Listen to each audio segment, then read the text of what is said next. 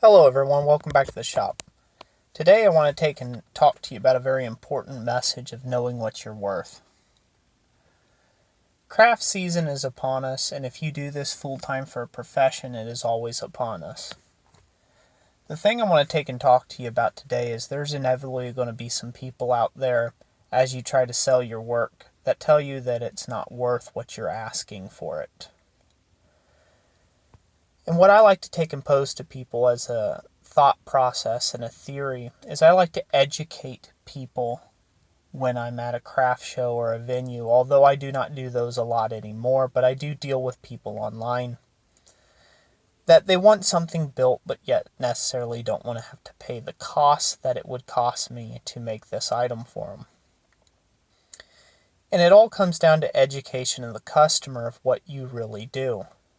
In their mind, they have something thought up about what you do, that you're just a guy in your garage.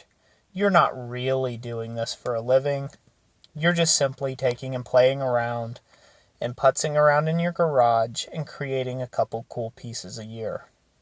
And what they don't realize is that you've had a lot of many years of experience in the craft, or that you've taken classes, maybe you went to college, maybe you were an engineer prior to that there's so much more than just sweat equity that goes into your pieces. Your knowledge goes into every piece you make. Your sweat equity goes into every piece you make. Cost of materials go into every piece you make. The cost of your shop or a lifetime of collecting tools. All this goes into your final product. So this is something that you have to take and educate your customers on if you want to start getting paid more. Don't ever, ever, ever shortchange your work. If somebody cannot afford your work, or somebody who says that it's not worth it, it is most likely somebody who cannot afford your work. Don't put up with that. Wait for someone who can afford your work. It is so worth it in the end not to discount your labor and to hold out for the right customers. I usually follow along a simple theory.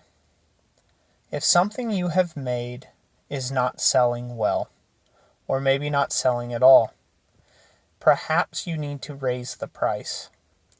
I believe it was Charles McRaven's book I read this in, and it was a bit of an epiphany moment for me, because when I first got started selling my work, I never knew what to charge.